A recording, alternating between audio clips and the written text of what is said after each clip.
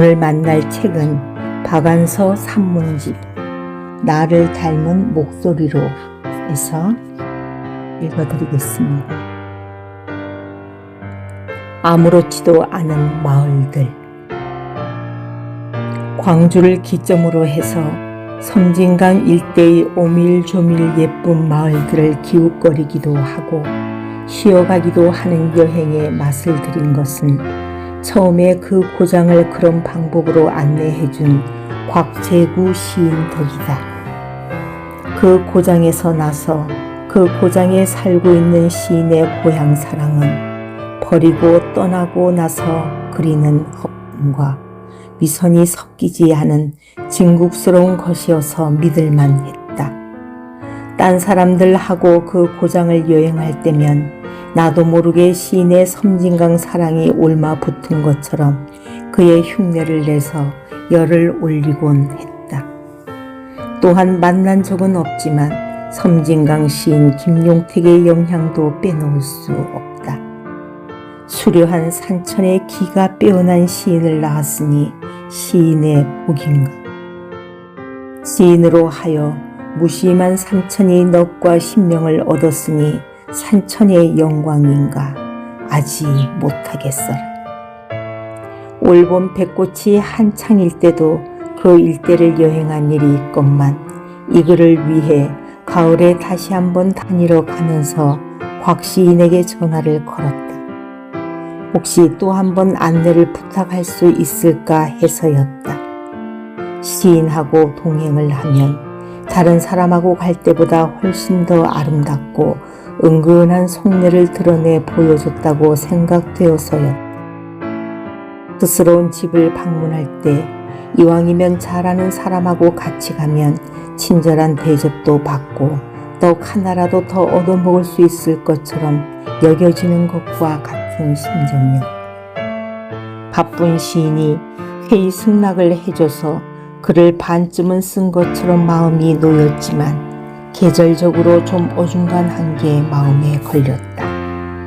매화철, 벚꽃철, 단풍철, 아니면 평야에는 실록이 싱그럽고 지리산은 철쭉 필 때 등 1년 전 그 일대가 가장 아름다운 때를 골라서 다니러 가곤 했었으니 이번엔 그도 저도 아니었다.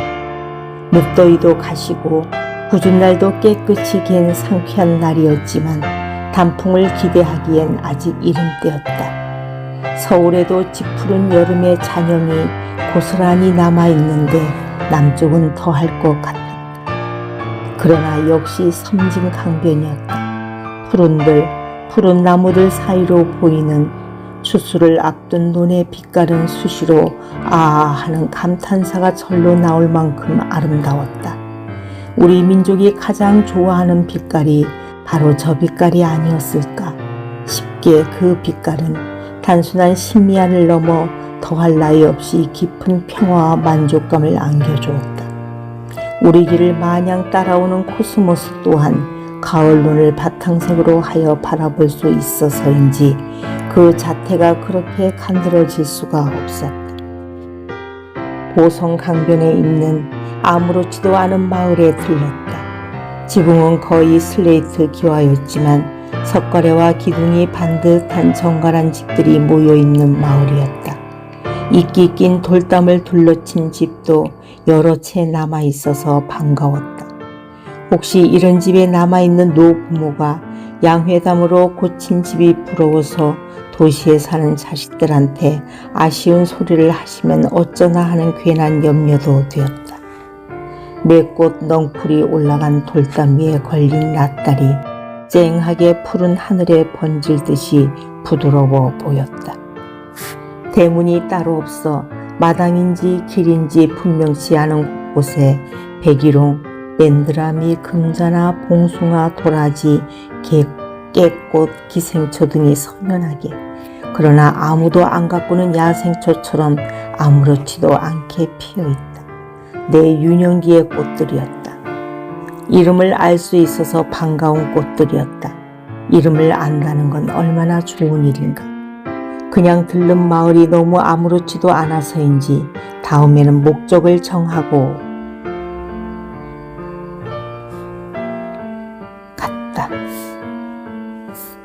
곽시인이 아는 분인데 가수원을 하면서 소설도 쓰는 나이 지긋한 어른이 사시는 목사동이라는 동네라고 했다. 미리 간다고 기별을 하지 않았으니 폐에 끼칠 염려는 없지만 한참 배를 딸 때니까 시원한 배를 얻어먹을 수 있을 것이라고 했다. 강변길에서 한참 벗어난 그 동네 역시 고요하고 정갈하고 도처에 꽃이 피어있고 아무렇지도 않기는 처음 동네와 마찬가지였다. 문인의 집은 비어있었다. 볼다미로 옆집 노인의 하얀 머리가 빈집을 함부로 배회하는 우리를 조금도 수상쩍어하는 눈치 없이 넘겨다보며 가수원에 나갔나 보다고 일러주었다. 보통 농가와 다른 건 문인의 서재였다. 옛날 문의 집까지 알뜰하게 정리된 서재에는 희구당이라는 현판이 걸려 있었다. 그 웅홀한 필치도 예사롭지 않았지만 뜻 또한 그러했다. 덕담이나 탈속, 선 취미를 넘어 인생 그 자체를 가감없이 말하고 있는 것처럼 여겨졌다. 희구당의 주인을 못 만난 아쉬움을 몇백 년은 됨직한 정정한 느티나무, 신선이 춤추는 것처럼 자유스럽고 우아하게 자란 소나무 등을 기로에 만난 것으로 달래며 다시 강변길로 나왔다. 강은 하류로 갈수록 눈에 띄게 폭이 넓어지고 있었지만 수량은 해마다 줄어드는 게 아닌가 싶었다. 흰 모래빛도 도처의 흙인지 자갈인지를 검게 드러내고 있었다. 바위가 부서지고 바래져서 그렇게도 희고 가는 모래가 되는 데는 도대체 몇 곱이나 걸리는 것일까? 그걸 포클레인의 우악스러운 손이 순식간에 퍼담아 시멘트와 섞어 하늘 높이 곤두세움은 파괴일까 건설일까? 옛날 돌다리나 나무다리처럼 난간 없이 낮게 걸린 다리가 있길래 내려가 보았다. 양희 다리였다.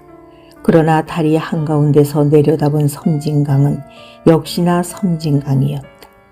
밑에 깔린 자갈을 일일이 셀 수도 있을 만큼 투명하고 송사리떼가 희롱하듯 논이는 것은 물풀이나 자갈이 아니라 거꾸로 잠긴 푸른 하늘 위 나부끼듯 가벼운 새털 구름 사이였다. 송사리도 그쯤 되면 신선노름 아닌가. 다시 마을을 찾아 강변길을 벗어났다. 꽤 오래 희고 꾸불꾸불한 길이 산간을 파고들듯이 이어졌다. 그리고 어느 순간 마치 가위로 실을 끊듯이 길이 뚝 끊기고 마을이 나타났다. 삼태기에 안기듯이 산에 다소 곳이 파묻힌 마을이었다. 마을로 들어서는 관문처럼 우리를 막아선 것은 다나한 목조 건물